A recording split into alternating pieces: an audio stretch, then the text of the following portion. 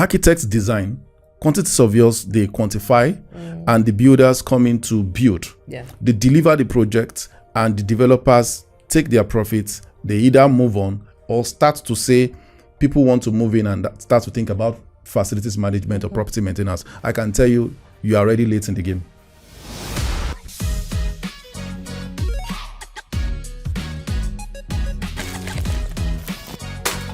Hello, everybody, and welcome once again to another episode where we're going to be talking about everything that you need to know about how it is that you can invest smarter, how it is that you can keep your investment working, and how it is that you can ensure that you keep earning from your property investments.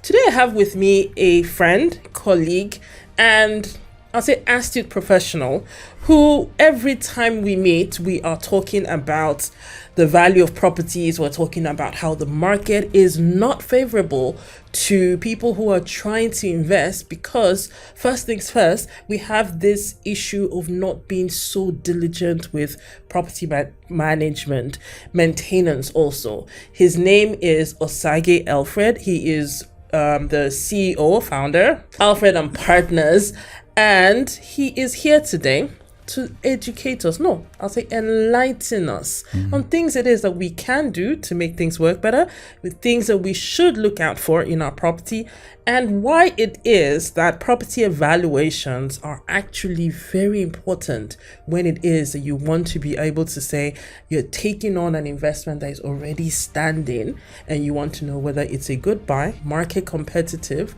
and if it's going to make sense for you. So thank you. Yes, good morning. Joining. Thanks very much for having me here. Yes, so we're gonna just start very easily. As I said, it's just gonna be a conversation because we just want to not, make people feel like they're just doing everything wrong, but then show how it is that things can be done better. Our conversations are always very enlightening, and I'm hoping that we can have a similar one here today. Yes. So please just start off with just introducing yourself, why you got into this line of the property market, and how it is that you've been able to help your clients to actually improve on their own property investments. Okay, thank you very much, and hello everyone again. So for me, starting off, I was a very young guy with IT and all, and I was opportune to work with a firm, and I started off from the valuation perspective and agency. So that's the selling and buying, and also the aspect of valuing assets. So as I moved along that path, I found out that because of the heterogeneity factor of properties, meaning that no two properties are same, even if they are positioned beside each other, they are never the same. Yeah. So it's important for you to be able to demystify, analyze the components of each property for you to be able to make independent decisions. So I moved into development, moved into facilities management, property management, got into some aspect of law that has to do with real estate, so that I could understand everything that has to do with advising people. Because what I found out is one major thing in Nigeria is access to reliable data for you to be able to make decisions. So because of that, people move in and all they see is the building. So there's a lot behind the scene. Absolutely. So we say that real estate is not just physical. It has political implications, it has economic implications, it has social implications, it has technological implications and the likes. So you have to put all of these things together to make sense. So a lot of people make the decision from physical perspective, and when they just move in, the house is beautiful, it's located here, and they make, the price is this, and I've asked around, they've said this price is okay, and they just going to buy the property. But you find out that along the line, the cost of running the place becomes very expensive. Absolutely. Two, you find out that, the developer hasn't done a very good job. And given where we are right now in the country and even globally, a lot of people are trying to manage profits.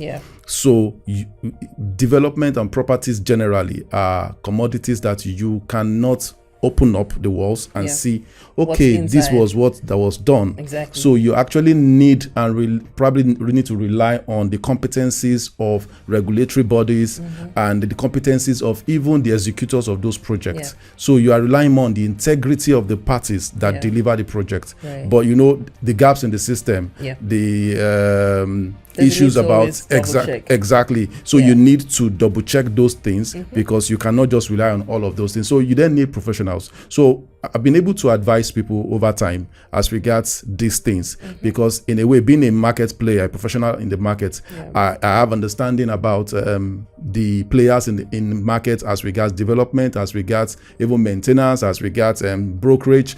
So I can save standing up and looking at the property, okay, from this developer's perspective, this is the philosophy of the developer. So the philosophy of the developer is what actually translates into the product. So there are some developers that it's just about profit. Absolutely. So they don't care about the quality. And there are a lot of developers still that would tell you it's all about quality. And that helps to drive home your return on investments. Yes. I mean, I totally agree with you in terms of what actually drives for, quality of the investment, because this is also something that I preach. I say you can buy as many properties as you want, but not all properties will make you money because of the different factors. Maybe where they are, how they are built, or how they're positioned. Exactly. So you always have to go in knowing what it is you want to get out of it, to know what it is you're looking for when you're getting started, which is why I always tell people also to say, how are you going to manage this property? That also has to be considered, because if you're thinking of buying a property that you say you're buying cheap and then you want it to work optimally, chances are that you're either going to have to do a one-off overhaul that would increase what you have spent in terms of acquisition, or you're going to keep doing that maintenance as we go. But let's not even go into that right now. Let's start off with what the state of what you've seen in terms of facilities management. So you've been doing facilities management for people who own properties, people who on the outside would say, oh, they own all of these properties, but they can own them. But are they actually making money from a facilities perspective, from a management perspective? Because some of them may not be, because right now operational costs are eroding everything. And a lot of people are saying, oh, it's not effective to own property or do property investing anymore. But from your experience, take us a little bit behind the scenes. Let's talk about things that people are actually experiencing, and to pick one or two of them and just share how it is that, one, they could have been done better, or two, it is that people can start to look at to say, okay, this is what's happening now. These are things that you can start to do, because I feel like there's a lot of corrective measure that we need to take in the real estate market, because the properties are built, and that's the thing about property: it's built. You can't change it. Yes. You can adapt to how it's going to work. So what are the things that you can say that people who own properties, and probably these properties are not necessarily doing as well, can start to look to doing, or can actually start to implement, so that their properties actually start to do better? Okay, thank you very much. I'll start off to say that this matter of facilities management and property management, I would want to put it that way, because in some environment, property management includes facilities management and lease management. And for us in this country, what we say is there's facilities management, there's property management. So there are a lot of terminologies flying around, but I think I would use them, and I would use the right words and probably explain as we go along. Sure. So now, when it comes to facilities management, we'd say that facilities management has to do with managing an environment that has common areas. When it comes to residential, when they have common facilities they share. Now, if it's commercial, for instance, that, okay, you have facilities on site that you use to help or probably assist and enhance the productivity of work in that building. So that's ascribes to facilities. So technically, using the generic term of property management and maintenance, one would say that one major issue we've been having in the market has to do with the fact that we don't look at facilities management from the beginning. Right. We see it as an end product. Right. Now, what I say is that properties are like humans. Yeah. That's one philosophy I use in approaching this terrain. So if you see properties as humans, so if a woman takes in today, Yeah. and she's 6 months into the pregnancy, Right. she starts to buy stuff, Sure. preparing for delivery. Yeah. Now, husband and wife would start to think, oh, by the time this child is 5 years old, this is what we would do.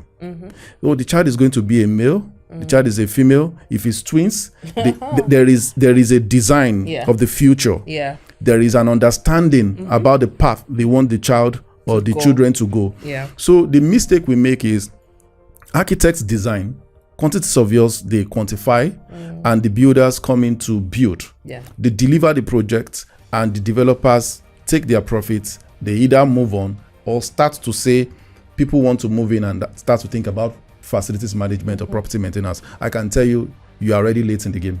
Yeah. You are late in the game because the professionals, the facility professionals are coming in to manage the components of the building. They are coming in to manage the lifestyle, the experience. Yeah. So for you to conceptualize a project, conceptualize a development, it means that you have created a lifestyle in your mind. And you must be able to create a system where that experience is sustainable. So if you look at every property and every project, we call something life cycle costing. Every project has a life cycle. Yep. So what happens is that if you look at it from development for conceptualization stage to the development stage and its delivery, it's just about 25% or say 20% of the lifespan of the project. Okay. If you look at it. And most times it's because we're spending a lot of money trying to put this, and that is why we probably are more or less distracted by that attention given only to the developmental stage of the life cycle of the project or property, but forgetting the fact that what we guarantee you sustainable success also is how the property is being managed. Because as people move in, activities start to go on, it means that things will start to change, and you need professionals at that point in time also to be able to adjust your property to the market activities. Something very critical is design stage. So if an architect is designing and the design is not so flexible, it means that once market starts to move in a certain direction, it becomes an issue.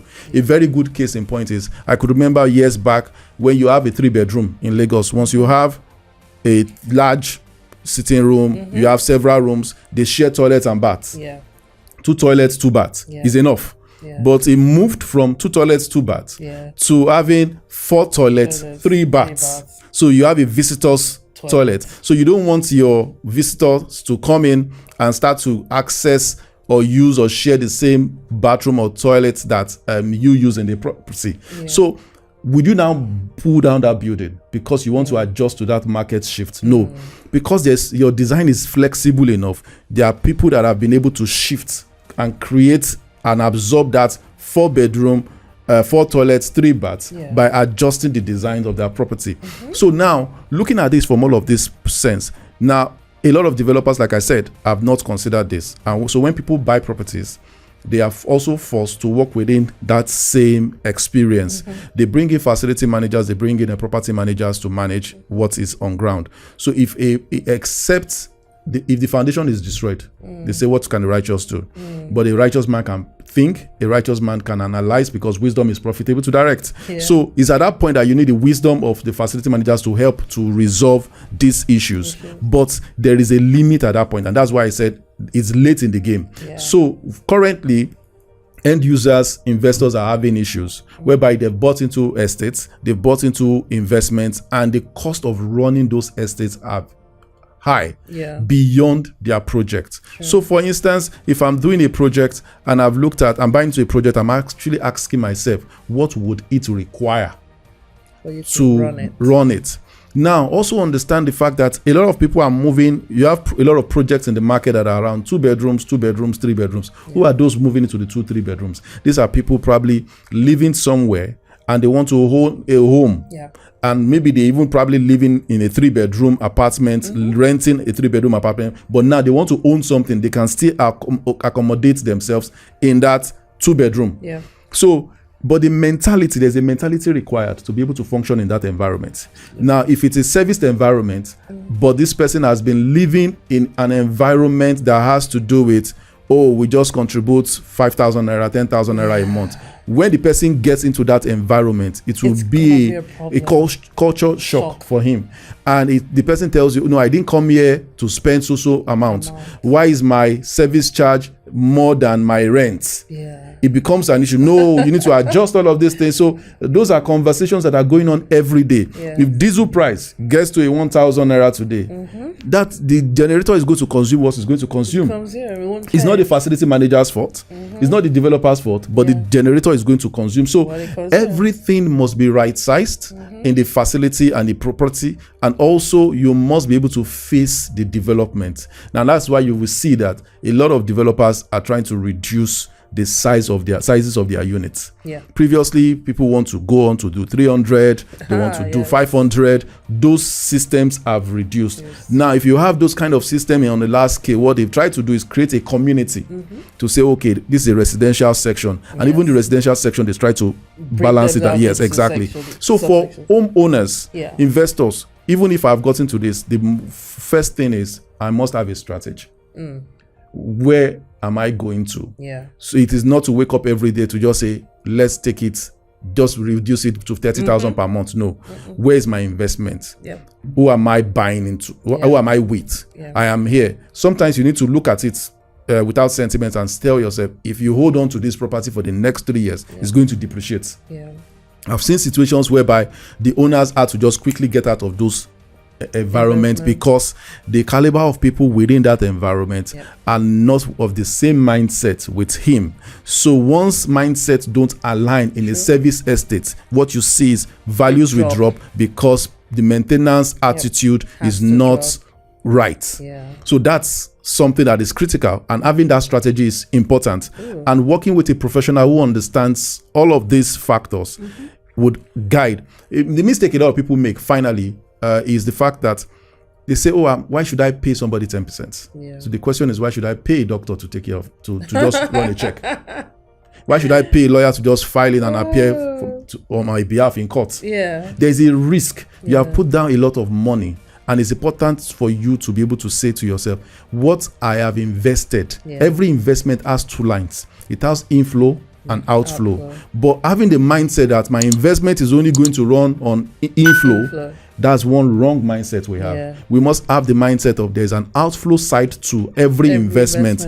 And once you have a strategy, dedicated strategy prepared, you can do your calculations, you can draw your map, and you'll be able to achieve what you want to achieve. And that's why when it comes to valuation of investment properties, what we use is discounted cash flow method, where you can say, okay, if I'm holding this property for the next 10 years, this investment for the next 10 years, depending on the ability to predict the market for the next 10 years, then I would say, okay, this is what is going to happen. Maybe I would replace XYZ in the building every 5 years. We would repaint the external part of the building of the estate every 3 years. All of those costs you put into the life cycle of that investment, then you capitalize based on the market forces. So if you have all of this, it means that you are making a decision from an informed perspective. A lot of times we do maintenance not from an informed perspective, and I have examples of people having that they've received the shockers of their life because of such situations. I mean, you've been so explicit, and you've hit on a lot of nails. Like, if we were to label all the nails that you've hit right now, I mean, like, you've hit so many of them, and it's interesting how it's literally the reality of a lot of people who are invested here in Nigeria, especially because we see a property when we want to buy it, and it is, oh, it's nice. It is this. I like the environment you're buying in. So there's one thing that you actually said that really hit home for me, and that's the fact that when people are investing in a communal development, no matter how much they have the right mindset, if majority of the people in that estate, let's call it an estate for me because that's what we all know, should have the mindset of, no, this is not how I want it to be, and they're thinking, oh, management or maintenance is expensive, what you said is actually true, because what the exco or the operational team of the estate is going to start doing is working with what they have, which means that they will not do things as well as they should be done. The things would be done in such a way that it just keeps people going, and they say, okay, if you don't want to pay this, or people are not even paying, not everybody is paying, you have less people paying and all of that, people will start to work with what they have, and what they have would definitely start to reduce the quality of the facilities. Now, this is now where we have the issue of, oh, this estate used to be this good and it's no longer as good. I mean, we have many examples here in Lagos. I don't want us to name names, but then we all know that we have so many examples in Lagos.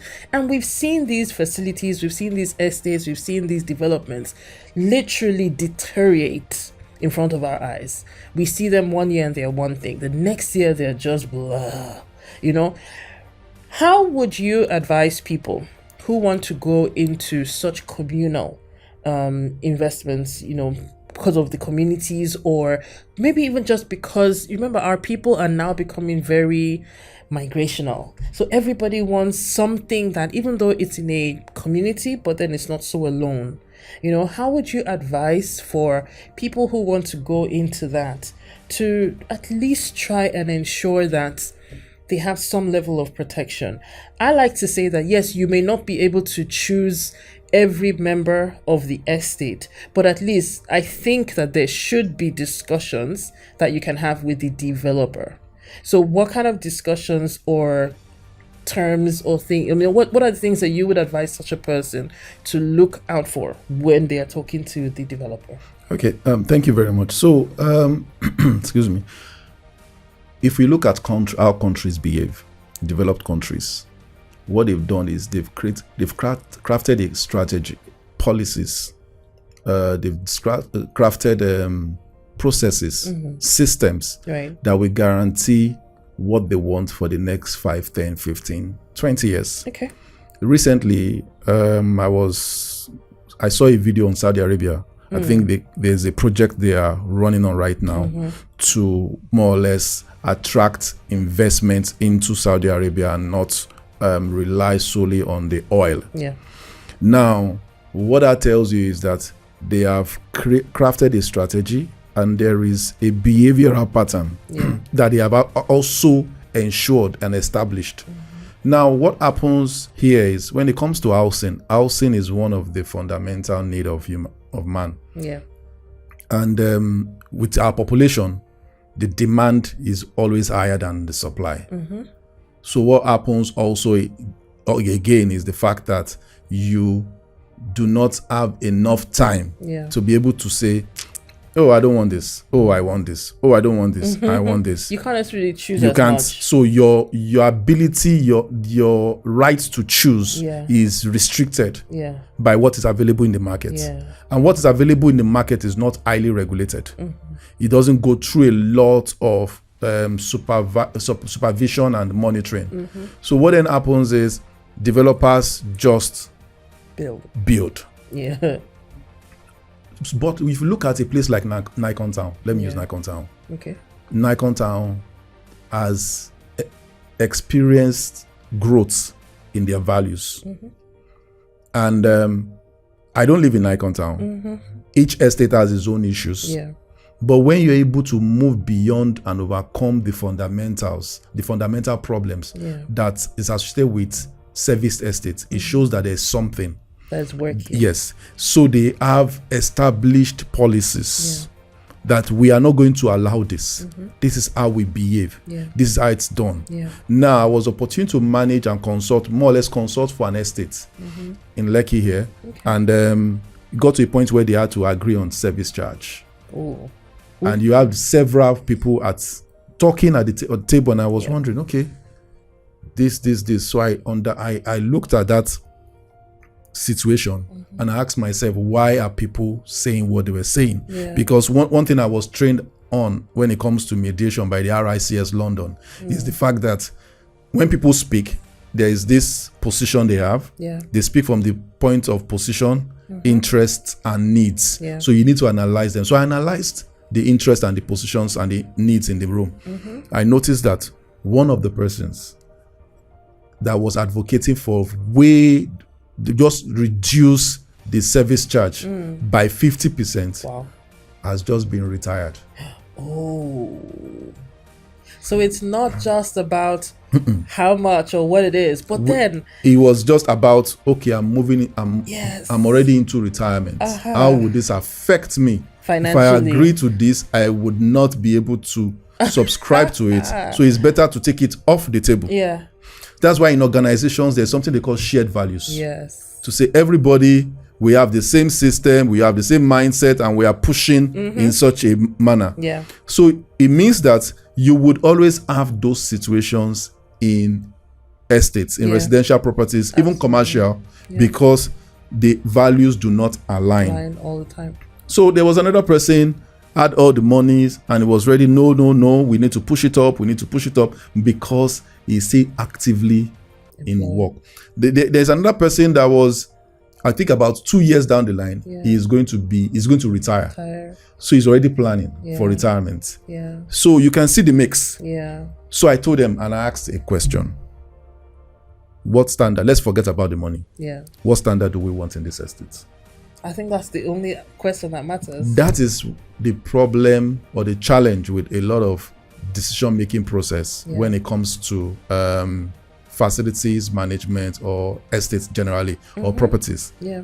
What standard do we want here? Yeah. In the UK, in the US, Australia, Canada, they have crafted a strategy. What standard do we want? Yeah. When they see anything that makes them start to move away from that standard, they bring in a policy to stop it. Curb it. So for estates, how sensitive are we in that regards? Yeah. So what that happens is, for me, if I want to go into an estate, I want to buy into a property, buy a property in an estate, I ask myself, who is the developer? Yeah. So I ask questions about, so how is this place going to be managed? Yeah. Because it's not just about buying. Exactly. Buying and owning. So let me say that when people want to invest, the mindset determines how they behave. Yeah. I want to own a property. The moment I put my first deposit, I've started that process. The moment there's handover, I've owned my property. Nobody else, nothing else should matter. Exactly. It's mine. Developers will agree with me on this to say that a lot of people, when they now own, they get the property, discussions around, this is not supposed to be. Why would you say I cannot park around this place? Why would you say I can't play XYZ music? Why are you saying I can't bring XYZ kind of pets into my property? It's my property. It's my property. But some developers have been wise enough to document the standards to say, see, you signed this document. These are the rules. These are the bylaws. And how we operate here. This is how we behave. So I must understand if how we behave, the culture, the proposed culture for that development has been crafted. What has this developer actually built previously? True. Where are they? Yeah. How are these developments like currently? Who are the people there? Yeah. Have they been able to withstand some things? I can tell you, these are questions you can ask your broker or ask a property advisor if they are knowledgeable enough to be able to take you through that path. And that's why we said simplifying complexities for us at Alfred Partners is key, because this whole puzzle is like solving a polynomial. You can't use the approach of a simple equation to solve it.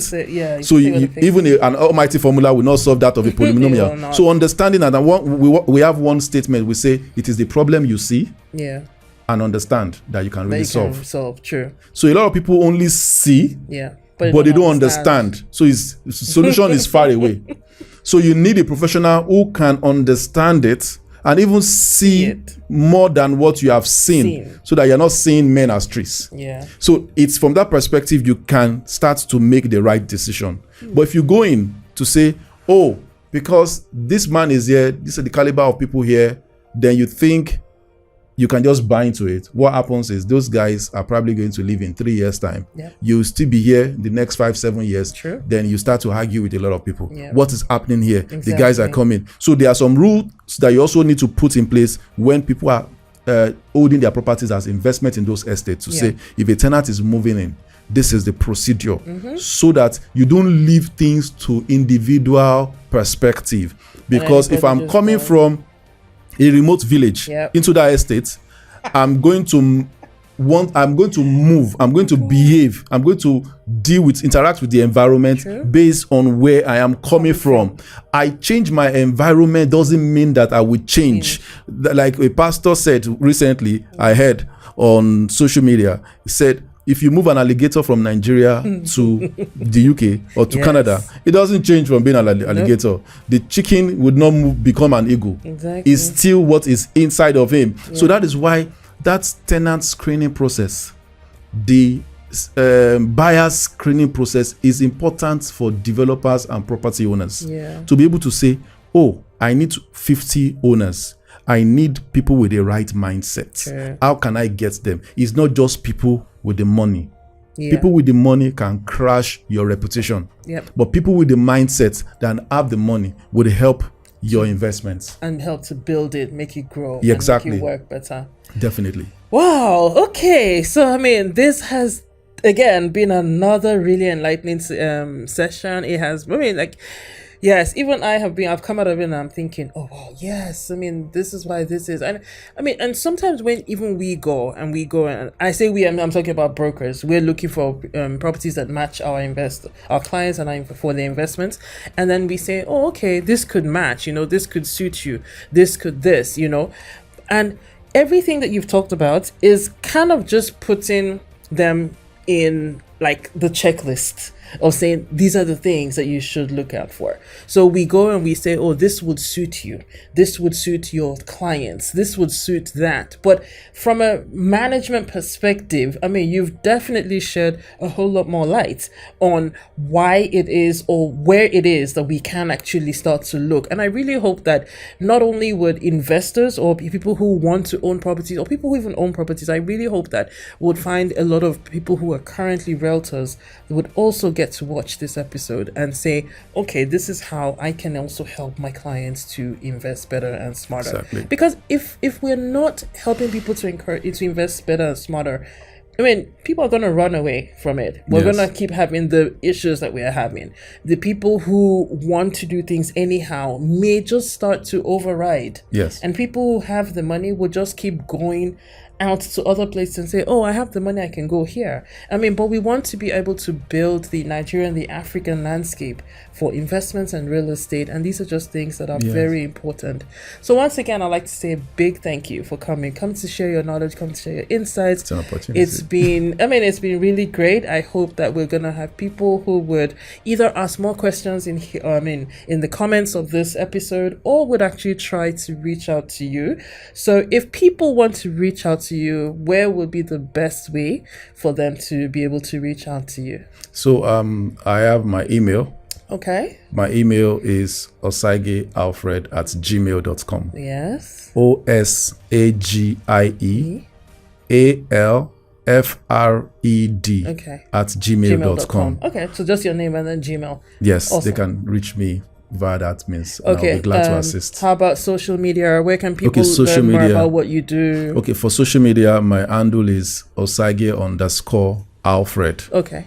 That's my Instagram page. On LinkedIn, you can just go to Osagie Alfred. Oh, right. Just the name and it pop up. Awesome. Yes. So thank you once again.